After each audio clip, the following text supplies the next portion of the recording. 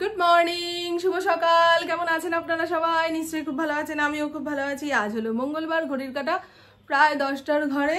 স্নান ধান করে আমি রেডি। ইন্দ্রর হয়ে গেলে পুজোয় বসবো।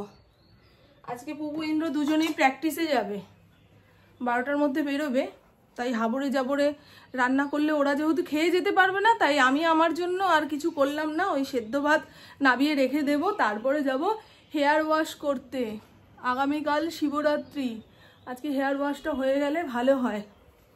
আবার নিরামিষ খাওয়ার ব্যাপার রয়েছে, শিব পুজোর আগের দিন সংযম যেটাকে বলে, সেটাই করব। আর কালকে পুপু টিউশন রয়েছে, কখন যে শিবের মাথায় জল ঢালবে কে জানে। মন্দিরে তো যাওয়া হয় না, ঘরেই শিবের মাথায় জল ঢালবে। সে যাই হোক, চলুন। আমাদের এই গলি দিয়ে যে ফেরিওয়ালা কাকা প্রত্যেক দিন এটা ওটা সেটা বিক্রি করতে আসে, তার থেকে এই প্রথমবার লম্বা টোস্ট বিস্কুট নিলাম। এর আগের দিন বড় ননদ চায়ের সঙ্গে এই বিস্কুট দিয়েছে। পুকুর যে কি ভালো লেগেছে। এইগুলো আনতে গেলে একদম রোডের দিকে যেতে হয়, সব সময় যেতে পারি না, আবার রাস্তাঘাটে বেরোলে খেয়াল থাকে না। সেই জন্য ওনার থেকেই এখন এই সমস্ত বিস্কুটগুলো নেব। বিস্কুট বাবা সবাই স্লিপ কাটছে। চলুন। হ্যাঁ, ফড়িংয়ের মনে হয় সকালের কাজকর্ম হয়ে গেছে। আমি আসছি, সে নিচে বসে রইল। মানে কি রোদ ঝলমল করছে, তবে একটা গরমের ভাব কিন্তু ছাড়ছে জানেন। পুঁই মিটুলিগুলো হয়েছে, ভেবেছিলাম শুটকি মাছের তরকারিতে এটা দেব। আর এবছর শীতে সেইভাবে মাছ টাছ খাওয়া হলো না।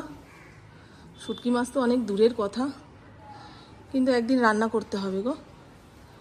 সেই ছাদের ওইখান থেকে বেয়ে বেয়ে নেবেছে। হ্যাঁ ও মা সোনা মা গো, ওই যে ওভাবে কি ওকে আদর করতে এসছি না মা?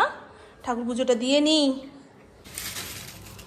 শুকনো শিমগুলোকে তুলে রেখেছে, ভেতরের বীজগুলো।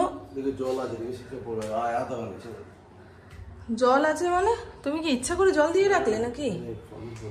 এই বয়সে বউ গেলে বউ পাবি না রে পাগলা। তুমি কি ছাদ ধোয়াবে নাকি এখন? না গো, টাইম নেই। তাহলে চলো। ওই ফুলটা করো, কাঞ্চন ফুলটা। কোথায় কাঞ্চন ফুল হয়েছে? ওমা, এই পোড়া গরমে, পোড়া গরম না সরি, এই বসন্তে কাঞ্চন ফুল হয় জানতাম না তো। এই দেখুন, সত্যি গো, পা ভেজা থাকলে সিঁড়ি দিয়ে নামা যায় না। এক্ষুনি ঠাস করে পড়বো। ওই একবার পড়ে যাওয়ার পরে ভেতরে যে ভয় ঢুকলো আমার, ভেতরে না কোনো ভয় ঢুকে গেলে সেটা বের করে তুলে ফেলা খুব কঠিন হয়ে যায়। আসুন। ও ক্যামেরায় ঠ্যাং দেখা যাচ্ছে, প্রভু সেই জন্য পেছন পেছন নামলো না। আমার পুজো দেওয়া শেষ। ইন্দ্র এখন ওম নমঃ শিবায় বলে শিব ঠাকুরকে কৈলাস থেকে নামাবে। কিছু সবজিপাতি খুঁজে বের করি। আলু ছাড়া না সেদ্ধ দেওয়ার মতো কোনো সবজি নেই। আলতু ফালতু কত কি নিয়ে এসছে। পুপু মা, এই পুপু, দেখেছ সাড়া দেয় না। এই পুপু ওঠো মা, আর কতক্ষণ ঘুমাবে? ওঠো। সেই বিদেশিদের মতন জীবন যাপন। রাতে যখন ঘুমাতে যায় রাত শেষ, ঘুম থেকে যখন ওঠে তখন দিন শেষ। চলো চলো চলো বন্ধু। ফণিকে দরজাটা খুলে দিই, নাহলে বাইরের লোকজন দেখতে পাচ্ছে না, ঘ্যাও ঘ্যাও করতে পারছে না, ওর মনের অবস্থাও খারাপ হয়ে যাবে।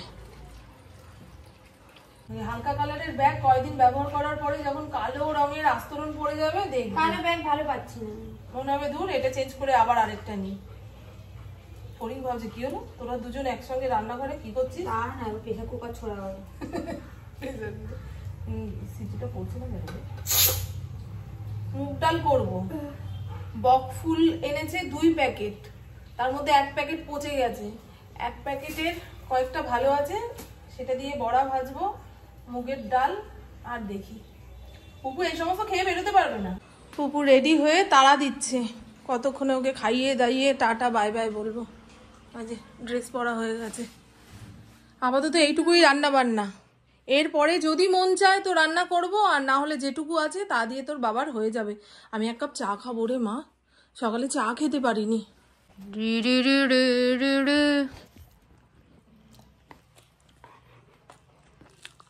লালা পড়ছে সারাক্ষণ। ও আজকে হারিয়ে ভাত খাবে। আরে এই ক্যামেরা তো চেটে দিচ্ছে, বুঝছিস না? এত চিৎকার দিতে দিতে মানুষ কি আর ভালো থাকতে পারে? ক্যামেরা চেটে দিয়েছে, পুরো ধোঁয়াশা ধোঁয়াশা। গুড ইভিনিং, এখন সময় সন্ধে 6টা। হেয়ার ওয়াশ করতে যাব সেলুনে।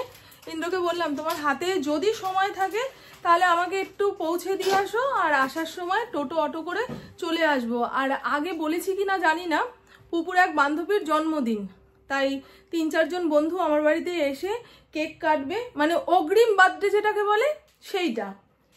আর কালকে তো শিবরাত্রি, আজকে সংযম, তাই ওরা বাইরের জিনিস খাওয়া দাওয়া করবে না, আমার পুপুও খাবে না, সেই কারণে আর বাইরে গেল না। আমি বললাম ঘরে বসে কাটাকাটি কর বাবা। তো চলুন এবারে বেরোনো যাক। আর আমি যবে থেকে কুকুর পোষা শুরু করেছি তবে থেকেই জানলাম যে আমার আত্মীয় স্বজন, পরিবার পরিজন, পুকুর বন্ধু বান্ধব সবাই নাকি কুকুরকে ভয় পায়। বাড়ির গেটে আসার পরেই বলে দেয় এই কুকুরটাকে আগে ঘরে ঢোকা। এই 2-3 ঘন্টার জন্য ওরা বাড়িতে বসে থাকবে, ও ঘরবন্দি।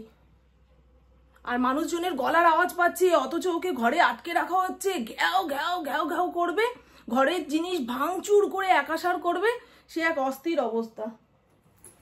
আমি বলেছিলাম বাড়িতে আমি থাকি, বলছে না না তুমি যাও, যদি রাস্তা থেকে কিছু আনার হয় তোমাকে ফোন করে দেব, নিয়ে আসবে।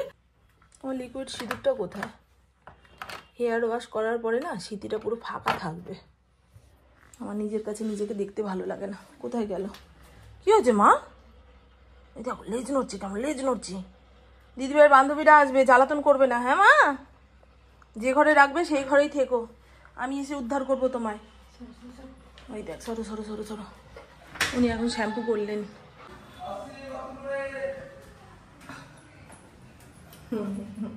লোকটা বলবে এদের জ্বালায় না বাথরুমে গিয়ে শান্তি পাই, তাই না? শোন তাই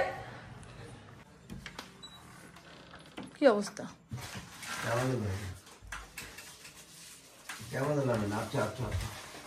অফ ক্যামেরাতে কথা বলবে তুমি এখন?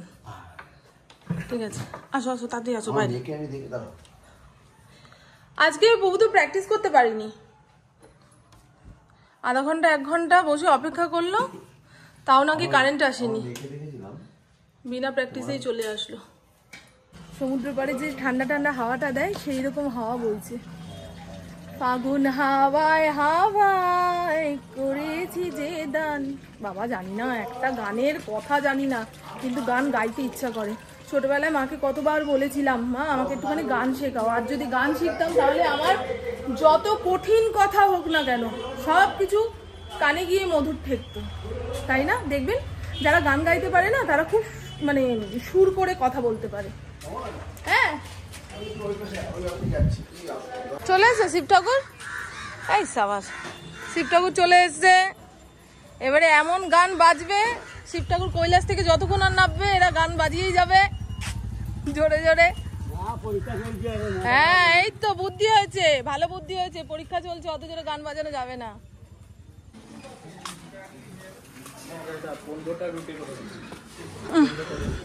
এই হলো আমাদের ছোট অফিস, একদম বাড়ির সামনে, তাও আসা হয় না।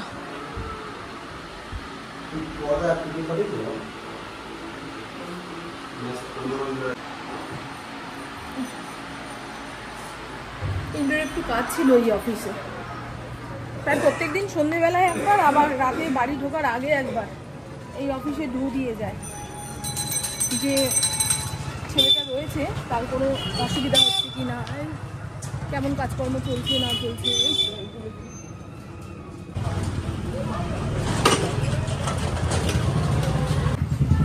চলুন বন্ধু,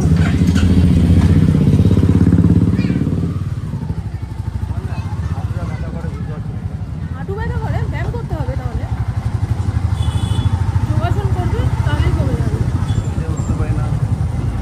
যদি উঠতে নামতে পারছো না, আরে যদি বাড়িতে এতগুলো সিঁড়ি বানিয়ে রেখেছো তাহলে হবে কি গো তোমার? বাড়িতে হচ্ছে না,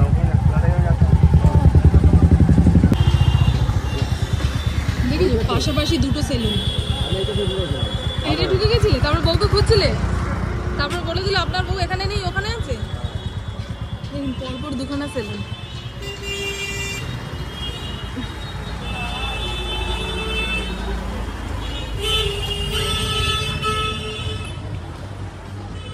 হেয়ার ওয়াশ করবো।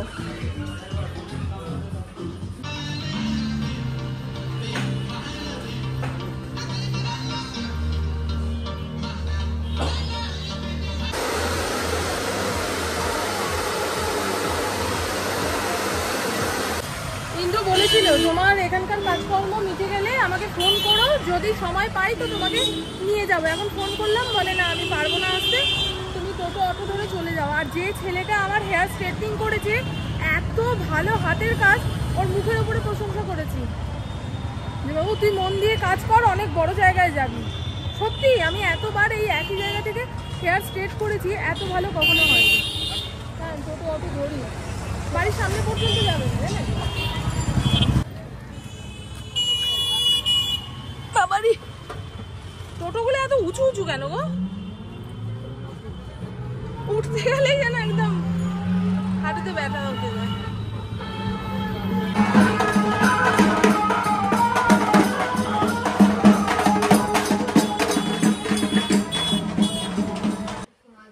হ্যাপি বার্থডে শিল্পী। কালকে তো, আজকে আমি জানিয়ে দিলাম।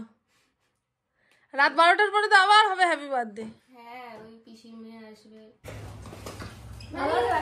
হ্যাঁ বাবা, ভালো আছে। এ ভাই, কোয়ালার মাকে নমস্কার করছে। আমি জানি ও অনলাইন পেমেন্ট করেনি মানে ও আসবে। ছোট্ট মেয়েটা কি খুশি।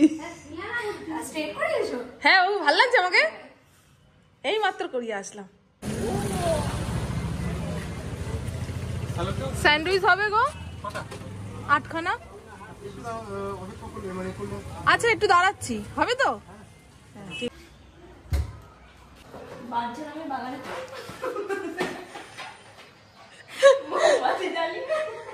কি নাম? পটলা। এমা কি বাজে হাতে লেখা, সত্যি বাজে। হ্যাঁ দেখ না, সে ভিজে বসে। Happy birthday to you, happy birthday to you, happy birthday dear Shilpi, happy birthday to you. আমি আগে একটা ফটো তুলতে পারলাম না।